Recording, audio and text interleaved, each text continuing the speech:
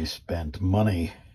I spent muchos dinero, lots of money, on this very rare 1960 Gibson guitar. Yes, it's a guitar.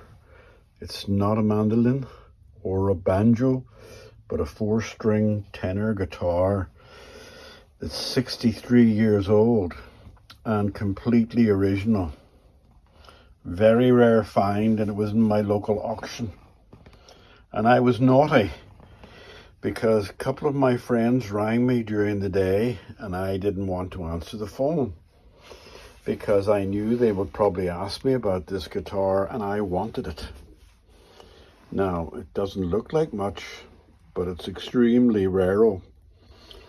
And it's got some unique features on it, even being rare. It's completely original, pegs, nuts, bridge, everything. It has some work to be done to bring it, restore it. I don't think I'm ever going to get it back to brand new, but as you can see with the tortoise shell, it's been beautifully made. Those are original Gibson pickups. Can you zoom in on that? They're Gibson Deluxe. Everything's original on this, and it needs some work done to it. It has a couple of issues, which should be fairly minor to fix. There's an issue in there, that lacquer coming off. Might even be a crack in it, but I don't think so. The biggest issue is going to be this little crack along here, along the back. But I think that should be fairly well fixed and fairly easy to fix. Well, if not easy, fixable, put it like that. But as you can see, with the tortoise shell all around it, it's beautiful. Now,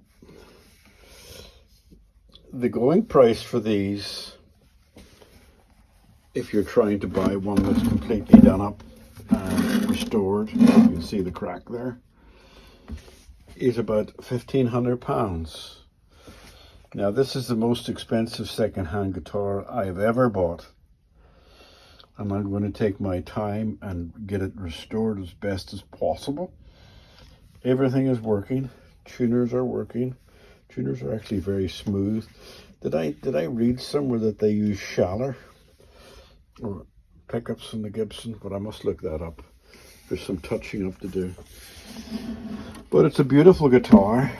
Now we're going to go inside this guitar after I take the strings off. But what I will show you in the inside the guitar is that is slightly lifted because, can I bring it in there? No, I can't show you it too well because the back's cracked. There's a gap there, but I'll show you that when I go inside it. So we're going to go inside it and have a look around it. Okay, Georgia girl's having a nosy at it. You got some strings you want to chew. I'm going to cut off these strings now, and we're going to go inside and have a look around.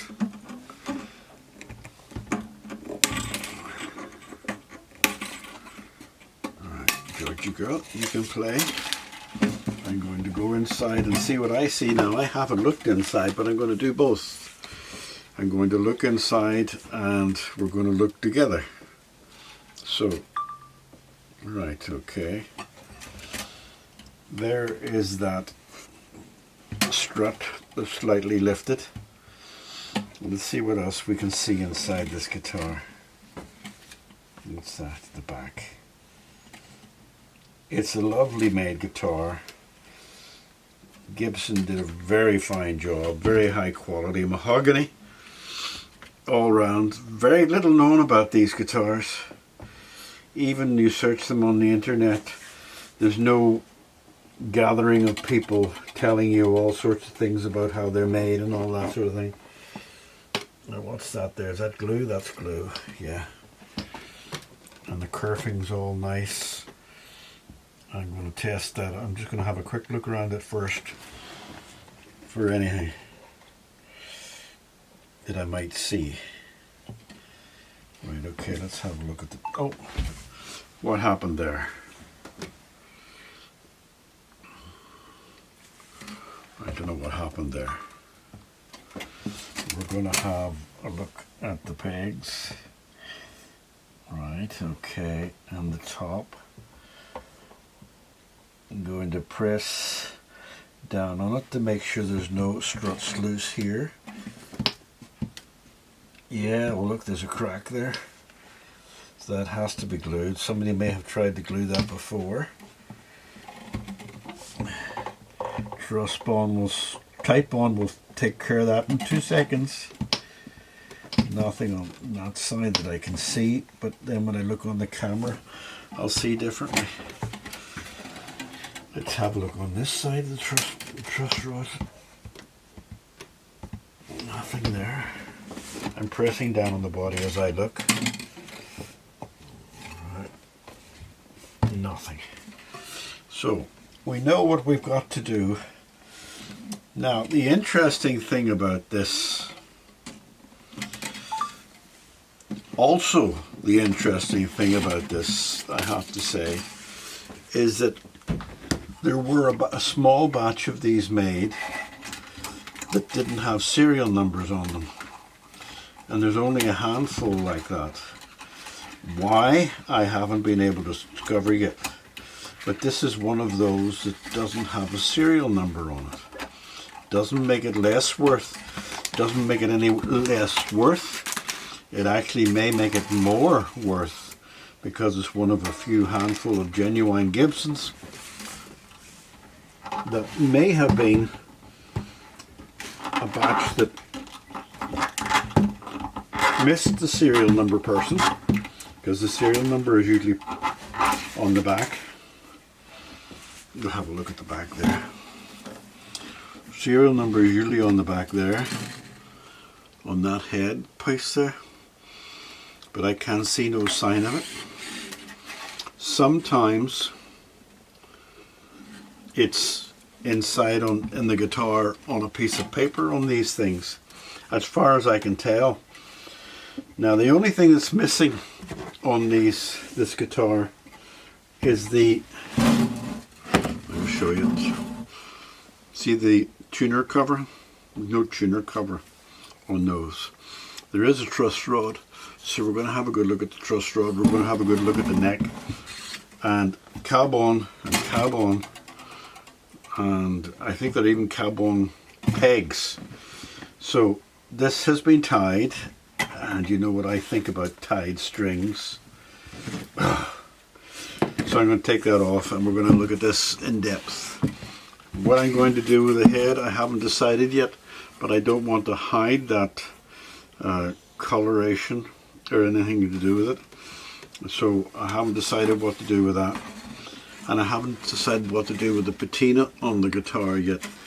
I want to cover up some of the scratches, but it looks like it'd been played there and they missed the pickup. So they might have been doing it this way, you know, doing it up there. But that's all adds to the guitar itself.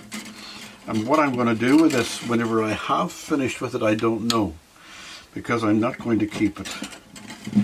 I think I will maybe auction it and split any of the profits with a CC, because I got it for a good price, still under £500, which is a lot of money for me, but anything over £500 that I make for it, I'll split it with a CC. Now those are plastic, interestingly enough. I thought they were carbon, but I'm going to keep them. I'm not going to change them. I'm going to keep them. Now, I don't know, I'm going to have to bring that down a bit. So I'm going to see if it'll come out easily. No, I'm not going to take that out. And maybe it is going to be that I'm going to have to shape it in there, because that's a bit high. Right, okay. So I've got a little bit to do to this guitar. So let's take off that plate for a start, just to see what's underneath it. Is it bolted or is it screwed? it's screwed, little tiny screws. And these bolts are brass. These are original screws too, little brass screws. And I'm using a screwdriver that lights up when you get continuity, but that's just by the by. Now, I want to see underneath it, so I put those little brass screws inside. Oh, look at the colour of it originally. Ain't that interesting? I much prefer the colour that is now, but that looks like a sort of red mahogany that they wanted to make it appear like.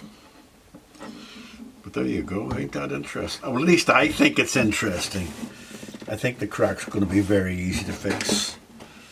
Yes, it's just going to be a little bit of a glue and fix it, but I'm not going to play it too much, because what I want to do is when I bring it together, I want the two edges to come together properly. Put some glue in there and make them come together properly, because if I play them too much, little bits of dirt will fall in between them and I won't get them to come together. So overall, what do you think? Nice little guitar. I might even, let's just try the neck. And we'll have a look inside the truss rod. Would this fit? I don't know whether it'll fit or not. No, I don't think so. Different scaling altogether. So let's just try. Does this fit here? No, that doesn't fit. So let's try a metal ruler to see what we've got in the way of a neck. A little bit of an underbow. Little bit of an underbow. But let's look inside this. And this is short, but I think it should be 2 parts. Me taking it apart and letting you see what it's like, and then me working on it. So what kind of truss rod? It's got the brass truss rod, as you can see. And it doesn't look like it's been worked very much. There's no scrapes or scratches on the nut. As you can see, it's pretty clean. And it looks to be loose, but we'll look at that. So should I do this video in 2 parts? Because I've got it stripped down now. I'm going to clean it, and then I'm going to glue it. Glue it's going to be first. I do think there's a little bit of crack there. Yeah, I think it's been cracked at one stage now. I can't do an awful lot with that. But it's been sealed. It's cracked there as well. But this is all patina, and Georgia Girl wants to know what to do with this as well. The frets aren't too badly used. Let's have a look at the leveling of them. I must admit, I don't know what way they're tuned. Are these tuned to an ordinary guitar or not? I must look that up. That's a little bit, tiny bit rocky. Frets need to be frets need to be rounded. Yeah, and a little bit of leveling to be done. I'm not going to go crazy on this though, because I want to keep it as original as possible, but clean and tidy. So Georgia Girl's very interested. Why are you so interested in this? Because it smells old? It should smell old. It's 63 years old. Well, that's not bad. Not bad altogether. Fascinated by that there. I don't think that's ever been taken off before. Okay. Right, okay. So Georgia Girl wants a cuddle, and that's a good time to end this section of the video. Now, if you think I'm joking in the next statement, you're wrong. The next step is going to be more painful for me than you, because I'm going to do the back first to get this body settled. But I want those cracks perfectly in line. So the way to do that, bearing in mind also that there's the truss rods like that, and the body's like that, and the truss rod's sitting like that, which means there's a little gap beneath the truss rod. Austin, learn English! Goodness sake. The back of the guitar's like that, and the strut is like that, which leaves a gap. So I want to bring that together. So bearing in mind both things, I'm going to have to take the struts out. Now I'm hoping that this is fish glue and it'll just peel off. Now some people would say put heat on it. I'm not going to do that because I don't want the strut to snap. But it does feel loose. I'll explain to you why I'm doing this way rather than putting it on in a second. Oh gosh, that side's very tight. That side's not so tight. I was hoping to crack loss, that was not better than I thought it would be. So, that one was right now. You heard that crack. I did say for more than for you. Right, that one's that off. Let's see what we got. Right. Now, do you see that? Can you see it clear? It's come off neat. There's a tiny bit of cracking there. So I'm going to scrape that. Had it come off all broken, in some ways it'd be even better, because when you break something like that there, you have more glue space to work with to force it down. So we have a little bit of a gap there. I actually think that's original. That's not what I did there. So I'm going to try to do the same with the second one. I'll go inside with my phone later, but let me just see if there's any movement on the second one. Or do I have to use heat? No, this middle one is okay. I think, come on, you can do it. Oh, it is coming, it's coming. And I think that these edges are underneath the kerfing, so that's giving me a little bit of extra difficulty. But as I say, this is more hurting me more than it's hurting you. And there's Georgie. Oh, there we go. Right, let's see what we got. Right, that's okay. A little bit of the kerfing's come off at the edge. Well, I put that back on again. Now the idea now is with that off, I can push this into shape. Look at that, just how easy it goes into shape, because there's nothing holding it. I'll push that all into shape and then glue that and let that sit glued before I put on the struts. And then when I get this to the right way I want it, which is going to just be probably never, that back's never coming off. So I'm going to get that into shape. And then what I will do is I'll just put some tight bond in it to hold it and a clamp to keep it together. And then I have time to work with these. Thank goodness they came out all right. Let me just feel the others to make sure they're all okay. I actually think that this middle one is slightly loose and the back one's solid. The back one's solid. So that one there, oh, can you see it in the light? No, you can't see it in the light. I don't know where. Right there, you just see it in the corner. It's got a slight gap beneath it, but it's not holding the back from going. No, it's not holding the back from going in. Right, so there's where we are. All right. Okay, I've decided to take out the top one, but it's going to be a different kettle of fish because I'm going to use a little flat because I can get underneath it and it seems to help. So it's actually the whole way across from edge to edge. It's loose right the whole way across from edge to edge. So it's just the kerfing and the glue at the edges that's holding it down. Let's have a look on the phone. I'm expecting somebody. It's 10:30 at night, but let's just do this to see if we can do that. Let's just let you see what I've done so far. There's the two struts. That one's solid at the back. That's little bits of wood left over, and that's the one with the kerfing missing. And this one here has got to come out, so I'm going to use another bit of that metal just to go underneath it, because you can see it just underneath the kerfing, I believe.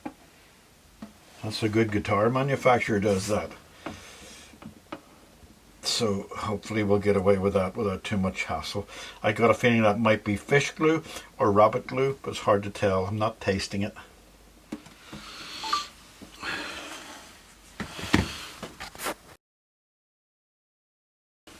Right, that didn't come away as neatly as I'd like. There's some damage there, but we're going to rebuild that.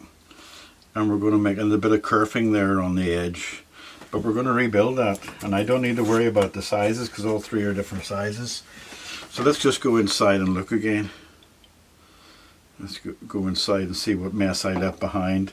But this has to be an invisible mend, and I will make that sure that it is an invisible mend. Right, what's that little piece of wood there? Let me just see. Where are you? A bit of the kerfing came off the edge, and I'm going to use it. Right. This is going to be a virtually invisible mend. Let me look at that there, up there, just closely. Yeah, there's a little bit of wood there. I'm going to need that. And let me just look over there. Okay.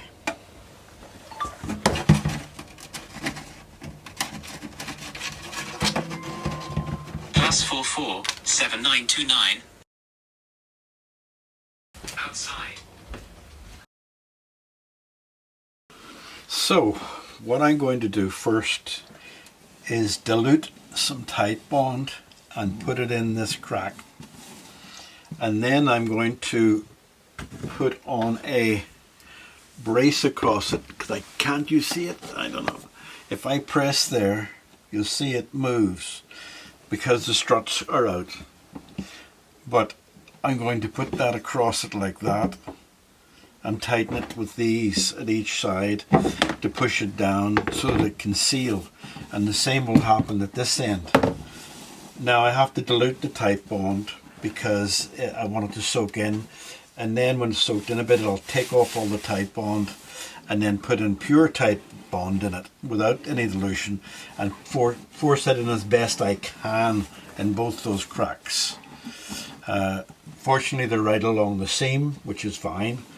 And then one of the things I definitely recommend if you're going to glue a guitar is you rehearse fully what you're going to do with the tighteners, so that you're not caught out and finding out that the tighteners aren't doing the job.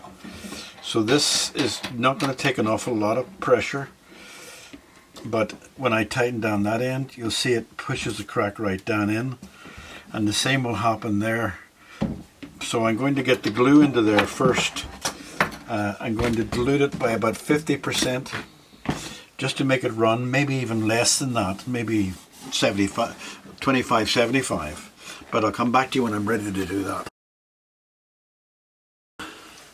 Now some of you may be asking, why am I gluing that and pushing it down first and not putting the struts in and holding that down? I figure that when it's sitting up like that a little bit, I can get the glue into the cracks more when it's diluted, and then when I push it down from this side, it'll hold it in position. It'll still be flexible, but it'll be sealed. So when I go to put the struts in, I'll be putting pressure on it again a little bit, but the struts will be flat then against the back. So the idea is to get this as strong as possible first, and then put the struts in, because the pressure will be going on it again. Have I explained myself properly? That does it now. If I was to do the struts first, then I wouldn't have that flexibility to get the glue in. I think that's what I'm trying to say. Right, okay. Dilute glue. Okay, so that to me would not hold it. Let me just get the wood out of it. But it would get enough to get into the cracks, and I'm going to go there, and you can see it's soaking into the cracks a bit. Go right up there. Okay, and I go right up there.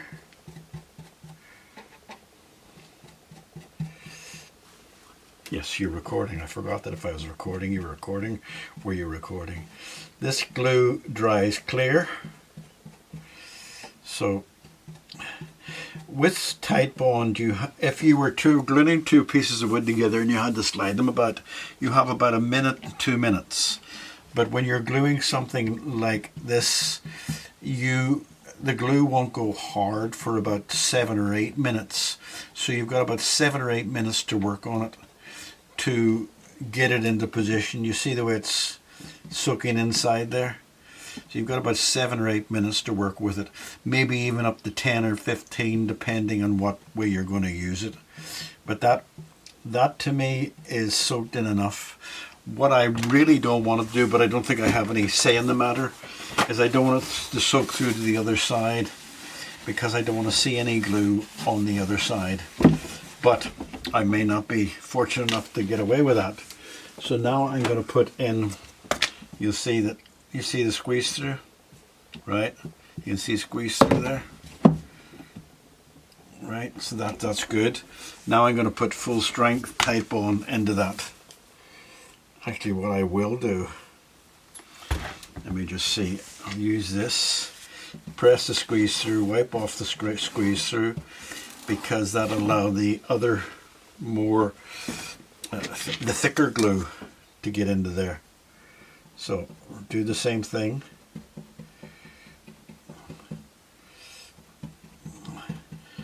What I'm really looking for in this guitar is an invisible fix, if I can achieve it.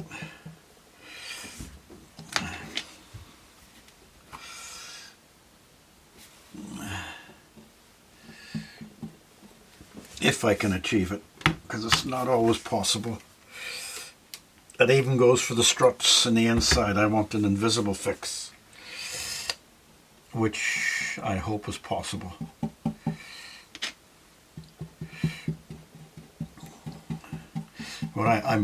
What you can see I'm doing, Jerry on Rosewood does it all the time. He pushes the glue in with the brush. He's not just brushing it, he's pushing the glue in. And you can see that that's the bridge that's making it. You can see the glue is going into it okay, and that's going to work well. Right, now you can sit to the side, get another piece of tissue and wipe this all off. Wipe it all off, right? Just a little bit of water over here, just to take as much possible off before, although tight bond is relatively easy to take off with water. Just get a little bit more water. I don't want the water to wipe it away.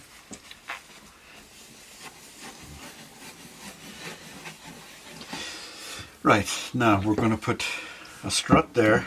Doesn't have to have a lot of pressure. Doesn't have to have a lot of pressure at all. I just remembered there that when I was recording earlier, it cut off. I hope that there's space on this and I am recording. Right, okay. Now I can tighten that one down, and what that creates is a bow. So when I press the other one down on the other side, it should then do the squeeze. I don't want to squeeze too much because it doesn't have a completely flat back at the moment. It will have by the time it's finished. Alright, you can see the squeeze through coming through there. Okay. And that's the pressure I want. Okay, I'm going to do up there as well with the same kind of stick, and you can see there'll be some squeeze through. I didn't want to take off the bridge because it's too hard to get it back on, that bone bridge nut. Come on, machine, work with me. Okay, my thumb's in the way. Okay, come on, that's it. Now work with me, that's it. Good machine. Do you talk to your computer? Do you talk to your guitar when you're fixing it? Let me just see. Now we're putting a little bit of pressure on to get the squeeze through to come up. It doesn't need an awful lot of pressure. Good enough. Just make sure these are all right. Now I wipe the squeeze through away. Are you going to stay on? You are, you are. Alright, just make sure these stay on. This is not looking promising at this end. Let me just fix it.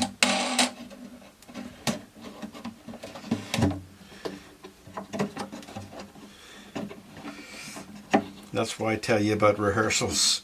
Rehearse, rehearse, rehearse before you start the glue, because you don't want to come up against a time when you're rushing with the glue to try to get the thing together.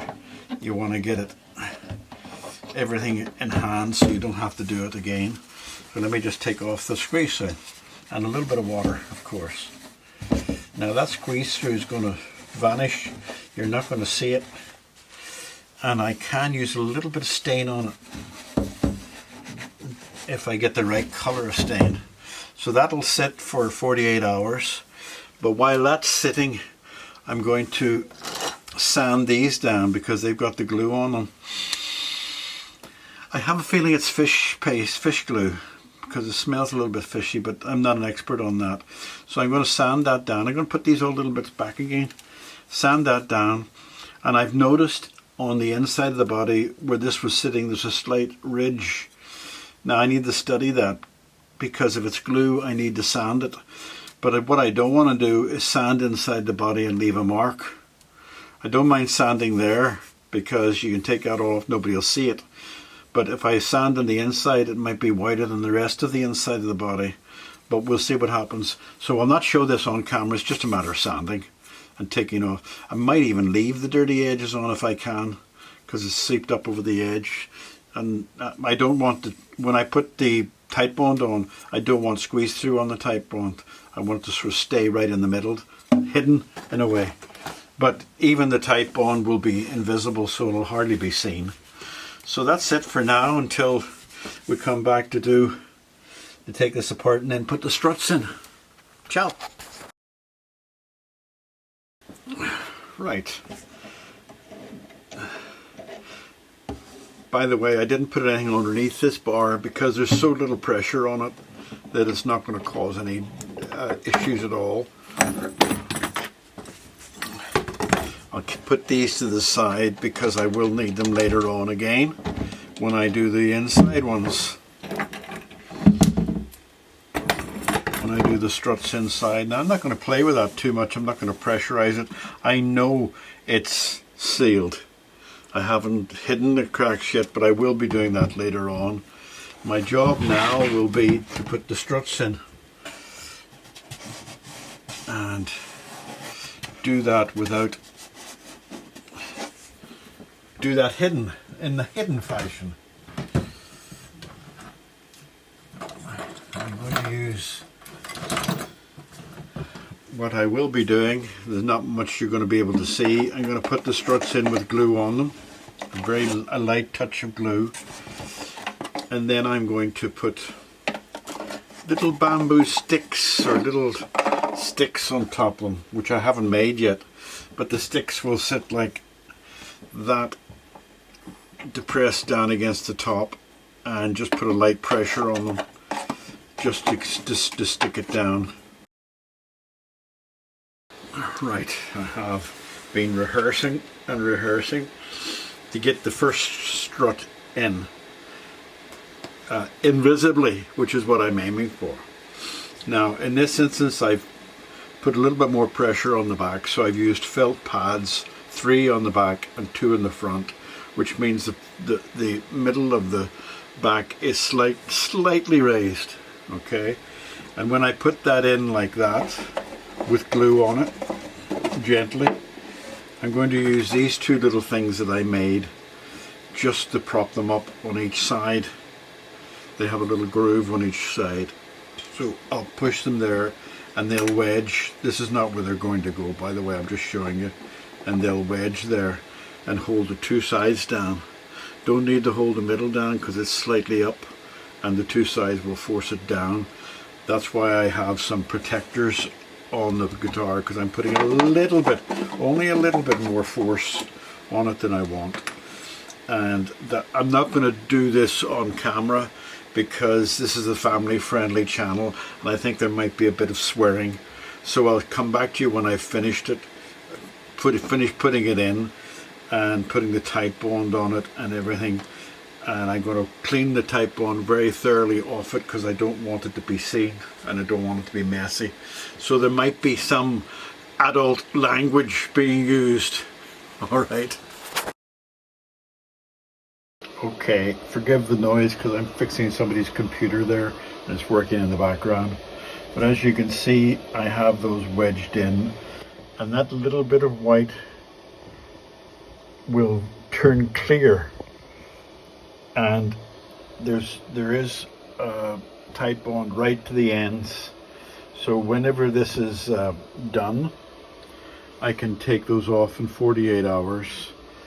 But I won't need them again, because that strut is deliberately done because it's going to hold the whole back while I do the front strut and the back strut, which will be harder to do, but I won't have to use this contraption to strengthen the back.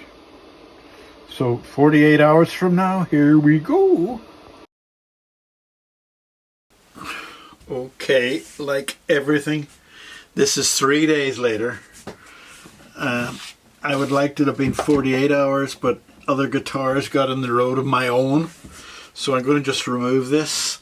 I think I will use this again whenever I go to put the other struts in, just to give it a bit of strength. But in the meantime, this is all. You hear the little rattle there? The little rattle there was the uprights that I put in falling off, which is good because the back was being held up with this tension. So that means that I got the size of the struts right, size of the little uprights right, should I say. So that's it glued in there. And I'll just take that little upright away, because I'm going to do exactly the same thing with the front one, because it's the easiest one. That one there, I'm going to do it with that one. Can you see it? No, I don't think you can see it. So what I'm going to do now is I use these little things here, sandpaper sticks, to go over the area where the bar glue was, because I didn't want to scratch here or anywhere, because I'm trying to get an invisible fix. So that looks pretty good in there. And when I do that one, I'll use the struts again, but I'm not going to do that tonight. Okay. I'm going to let you see how I have to sand to get in there. I have to use my left hand to get in there and sand along the line. But you're out of focus, that's it. And sand the old glue off whilst keeping in the line so they don't show any white marks of this repair. Okay. Now that's that one in, and that'll all go clear. It's nice and tidy and neat, and the struts, the two upright struts are in, and I'm going to leave it like that